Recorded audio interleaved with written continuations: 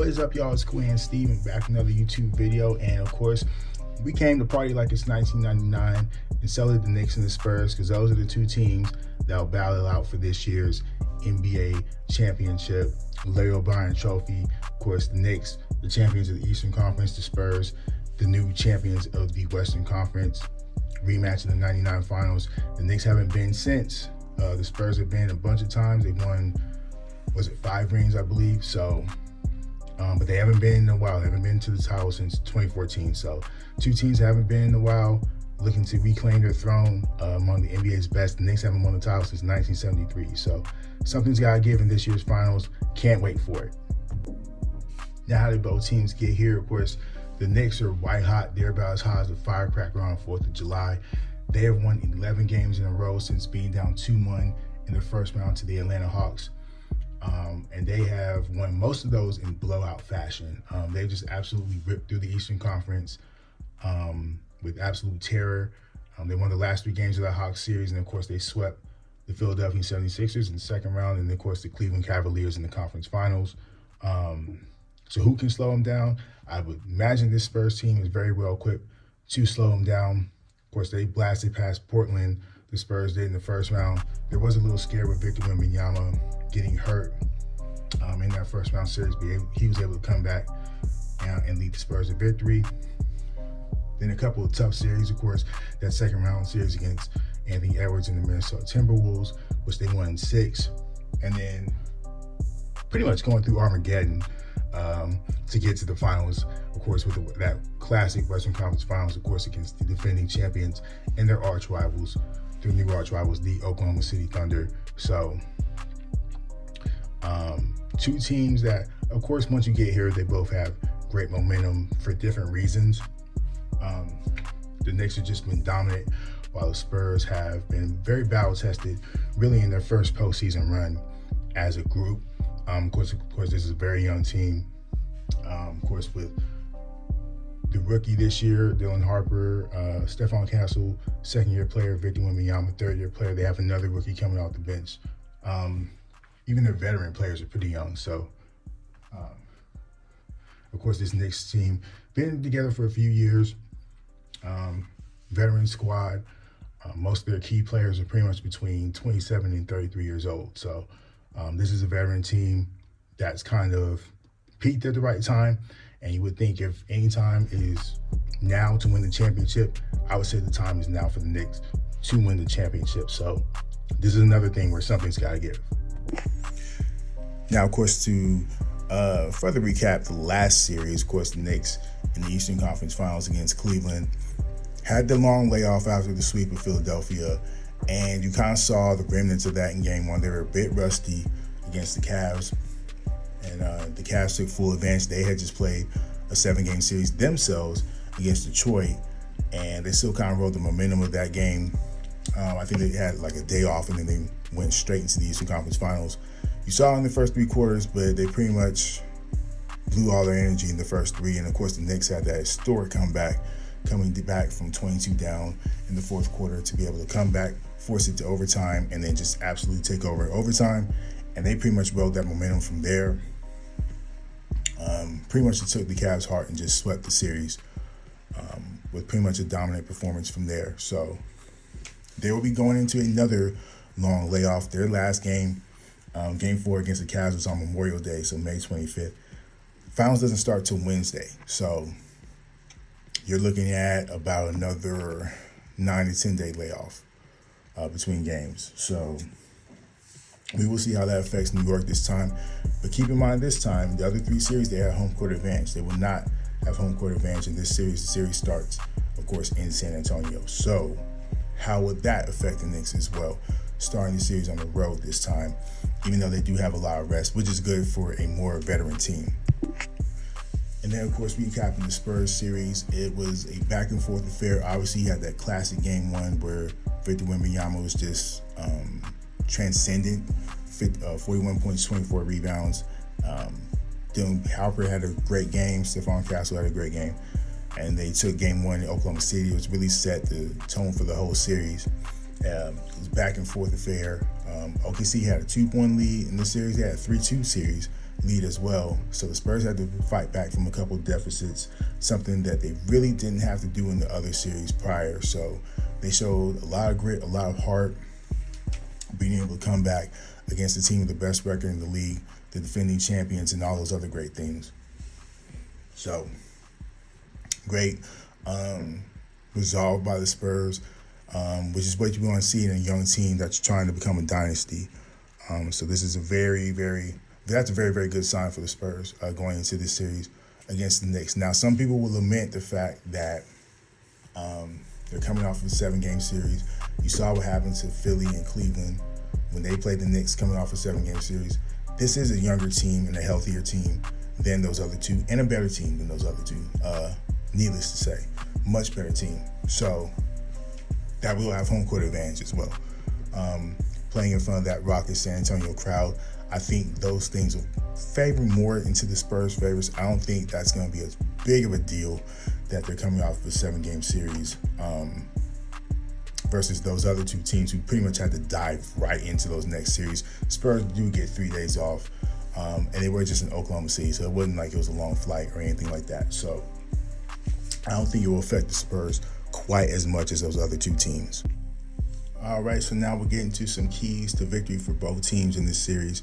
Of course, we'll start with the Knicks. They've had such white-hot shooting going into the series. You got Mikal Bridges and OG Anunoby, Josh Hart posting games, posting series where they're shooting like 60% from the field. They're shooting high percentages from three. They're obviously going to need that to continue against the Spurs team that has a lot of athletes that can guard these three guys with those wing defenders. Younger guys, more athletic guys that they can throw at them versus what Cleveland had to offer in Philly and Atlanta. So that's going to be a tougher sell. Also, they're going to need to keep that mode of moving the ball around, right? Cat being a point center, Jalen Brunson moving the ball around, because sometimes the Knicks have had tendencies, especially in the past, where they tend to kind of watch Jalen Brunson dribble the air out of the ball, try to foul bait or try to get a bucket in the mid-range or a three-pointer or a layup or what have you, a floater. And they do tend to get in that mode, watching him shoot a bunch of shots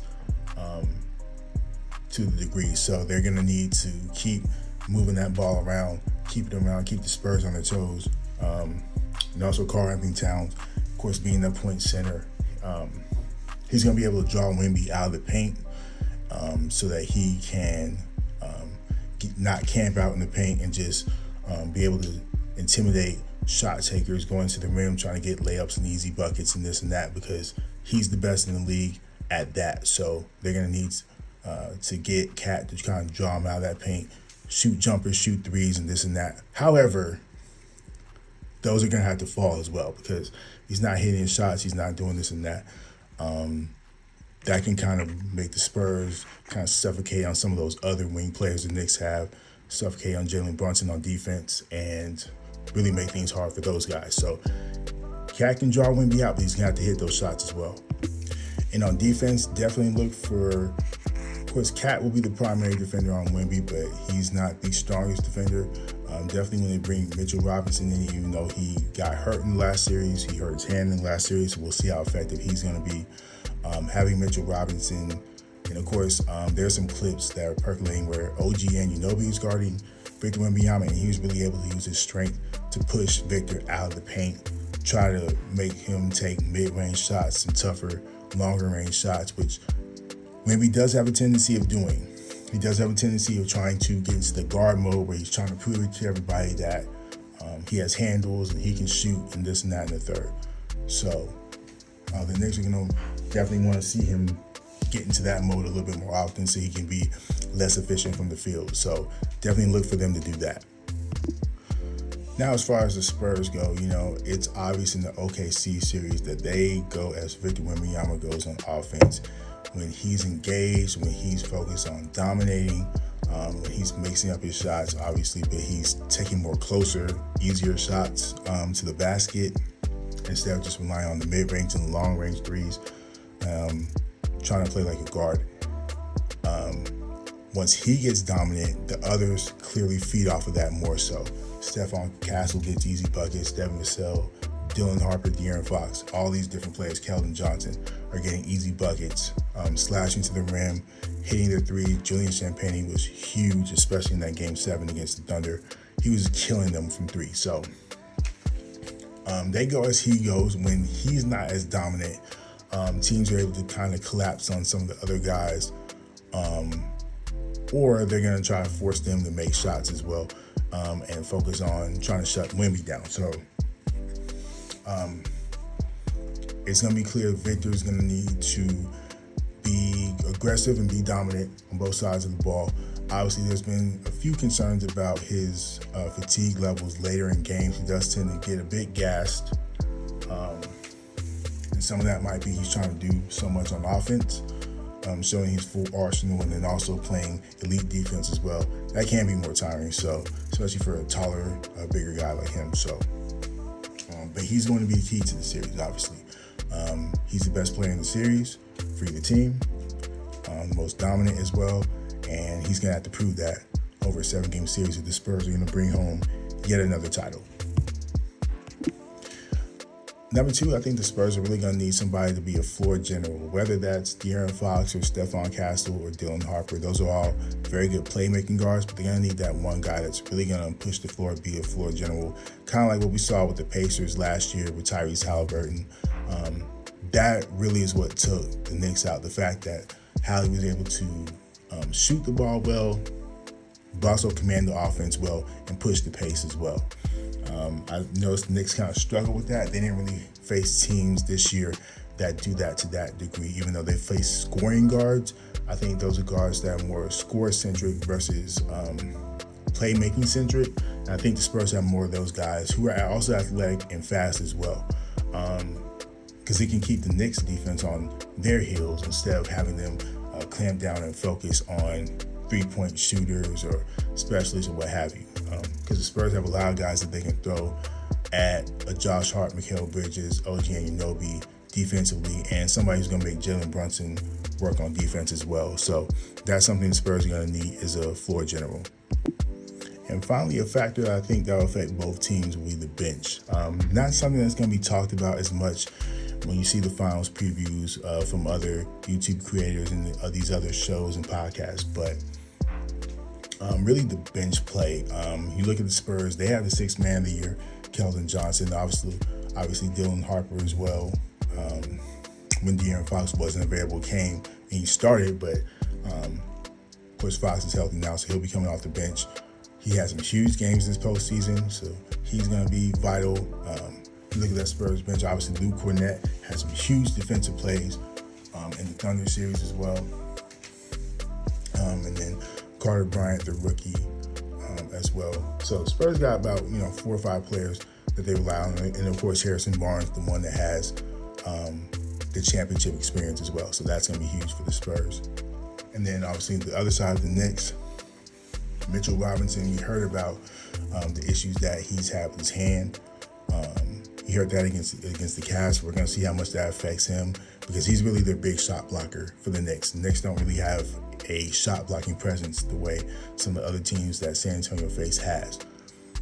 How much is that going to be an issue? We'll have to see. So they're definitely going to need him for sure.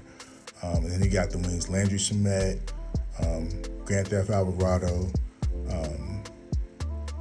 Jordan Clarkson, those guys, Miles McBride can come off the bench, hit big shots, hit timely shots, and be fearless as well. So they're going to need that type of scoring, that microwave scoring as well. I would probably give the edge to the Spurs defense because I think they have more of the edge on defense. Other than Mitchell Robinson, the other guys are more just shooters, but for the Knicks, they're important as well. And obviously, Alvarado's great at stealing as well. That's how he got the nickname. But with the 6th man of the year and then a talent like Dylan Harper, the number 2 overall pick, got rope the Spurs to have the advantage with the bench. Now, if we're just looking at lineup for lineup, position by position, who would I take? You look at the point guard position, Jalen Brunson, De'Aaron Fox. I lean towards Jalen Brunson, but De'Aaron Fox, of course, is a former All-Star who's still in his prime as a player, so he can definitely make Jalen Brunson work on defense, but I will go with Jalen Brunson. A shooting guard, You're looking at Mikal Bridges versus Stephon Castle. Mikal Bridges has been mostly killing this postseason. I would say after maybe middle of the Hawks series, he's really turned it up a couple of notches on offense and defense. So he's played great, but Stephon Castle, the upside that he has is absolutely tremendous as the second option for the Spurs. So I will go with Stephon Castle. And then small forward, you're looking Josh Hart and Devin Vassell. I would take slightly Josh Hart just for the all-around play. Devin Vassell is a better scorer though, so that may come in handy in this series. That being said, I would take the all-around player Josh Hart because he's really the glue guy, the utility guy that the Knicks really need at that position. So I'll slightly take Josh Hart, and then the power forward, if you want to call it the power forward, neither of these guys really are true power forwards. They're really kind of small forwards, but that's today's NBA. OG Anunoby, Julian Champagnie, I will go with OG. He's been killing it from three. He's been killing it from the mid-range. He's been killing it on defense as well. Julian Champagnie came up huge in the Thunder series. They're going to need more of that in this series. But he's probably going to be splitting time with Keldon Johnson like they've been doing. And then, of course, the big matchup at center, the two All-Stars, Karl-Anthony Towns and the Knicks, Victor Wembanyama the Spurs. Karl-Anthony Towns is the All-Star, but I have to go with Victor Wembanyama in this. I don't think anybody would oppose that. Even the most ardent Knicks fan, I don't think they would oppose that. Wemby's the best player in the series, and he's obviously going to be the most key to the Spurs' success or not. I always said bench-wise, I'll take the Spurs, bench over the Knicks bench, and then coaching, you got Mitch Johnson. This is his first final series, but he's really kind of the mouthpiece, ultimately, not to discredit him, but he's definitely a disciple of Greg Popovich, of course, who's still El Jefe, right, the general manager for the Spurs. Obviously, we heard the story. He came in after Game 3, really fired the Spurs up, gave them a good pep talk, become Jesus meeting, if you will, and really seemed to motivate the Spurs. So his voice is still very, very prominent in that organization. Don't get it twisted. But Mitch Johnson has done a great job as a Spurs head coach. If I'm not mistaken, he won Coach of the Year, or he maybe finished runner-up. If he didn't win it, he should have won it. Tremendous job, and he's the man for the Spurs' future. And then, of course, Mike Brown, the guy who's got a wealth of knowledge. He's got championships as an assistant. I believe he was the head coach on that 2007 Cavs team that went to the finals. If he wasn't, then this is his first finals appearance, even though he's coached LeBron in Cleveland the first time. He's coached Kobe in the Lakers. He's been with the Kings. He's been in a lot of different places and had a lot of success, but just hasn't had that championship as a head coach. So that's something that he's looking for. I would give Mike Brown the nod just because of the experience, but Mitch Johnson's absolutely fabulous. Might end up out coaching Mike Brown. We'll see over the course of this series. All right, guys, so now to the moment we've all been waiting for, the prediction of the 2026 NBA Finals. Now, I will say this, if the Knicks are to win this series, I most likely see them doing it in 6, which means they would probably have to steal a game, one of the first 2 in San Antonio, and they'll just have to dominate at Madison Square Garden, which, by the way, that place is going to be absolutely rocking. They're going to try to blow the roof literally off of that stadium. Those Knicks fans are going to be going wild for the Knicks in games 3, 4, and if it goes that far, game 6. I see them, if they're going to win the series, like I said, probably going to have to win game 3 and game 4 at Madison Square. So they would go back to San Antonio 3-1. San Antonio will probably hold serve in game 5, and then the Knicks will have to close them out in 6. That's the most likely way I see the Knicks doing it. With the Spurs, if it goes 7, I can see the Spurs taking that. I can see the Spurs taking it in 6. And if Wemby's really dominant, I can see them taking it even in 5. So because I can see them taking it in more ways, because I think they're a bit more battle-tested, especially with their last 2 opponents versus the opponents that the Knicks have played, they just haven't seen a team push them the way San Antonio has pushed them. Has pushed a team like an OKC, a team like in Minnesota. They haven't had a team push them the way that the Spurs have been pushed. So I think that's a huge, huge factor in things. And if Wemby's dominant, reminder, he averaged 28 and 13 with 2 7-footers guarding him. The Knicks have one who's not the strongest defender, and then Mitchell Robinson, who is hurt. So if he can be truly transcendent the way we think that he can be, and we see his team feed off him the way that they can, which is why I predict, then I will go with the San Antonio Spurs. I think this will go 7. I see them most likely winning in 7. This is most likely going to be a 6 or 7 game series. If it goes 5, I see the Spurs winning it. But I think this is a 7-game series. So I think all in all, the Spurs take home title number 6. They win their first championship in 12 years. It's their first appearance in 12 years. I think the Knicks come up just short of the dream, but I won't be shocked by anything. I said there's a likely scenario for the Knicks to win if they're going to, but I do have the San Antonio Spurs becoming your new 2026 NBA champions. So there you guys have it. That is my prediction for the 2026 NBA Finals. Of course, as we said before, it's a rematch of the 1999 NBA Finals, which Tim Duncan and David Robinson and the Spurs won in 5 games over that the New York Knicks squad that had the Larry Johnsons and the Allen Houstons and the Trell Spiros of the world in 5. So now let me just say this. I think it is just the coolest thing that a team like the New York Knicks are back on basketball's biggest stage, the NBA Finals, that we get to see finals games at Madison Square Garden. It's just so much, the league is so much better when you have teams like the Knicks, like the Lakers and the Celtics and the Bulls, and even the Spurs. They've had a lot of history in the finals, the Warriors, right? Teams like that are in the finals. So I expect the ratings to be higher, a little bit higher this year than they were last year with the Thunder and the Pacers. And of course, those games are going to be rocking, both in San Antonio and in New York. Now, having said all that, I understand Knicks fans. You guys are over the moon about your team being back in the finals. I understand the Knicks won 2 out of 3 in the regular season, including the NBA Cup over the Spurs in Vegas earlier this year. So I know they're a pretty good matchup for the Spurs. However, a lot of you guys are calling for sweeps on social media or Knicks in 5. I understand you're ardent fans, but I am sorry. This team is at least several notches above any team that you guys have played in the postseason. I just don't see a 4-game or 5-game series win for the Knicks. This series is going 6 or 7. Like I said, I could possibly see the Knicks winning in 6. That would be the most likely scenario. But sweeps, 5-game series, now we got to stop with that. With that being said, I'm just hoping for a great series. Of course, my team isn't in it, so I'm just sitting back and watching. I'm just hoping for a great final series. I know you guys are as well. So with that being said, thank you guys for watching. Thank you guys for tuning in. Make sure to like, share, comment, and subscribe as always. And y'all can listen anywhere else in the world. You are here with me, and I appreciate that. As always, stay safe, stay up. And until next time, Quinn Steve out.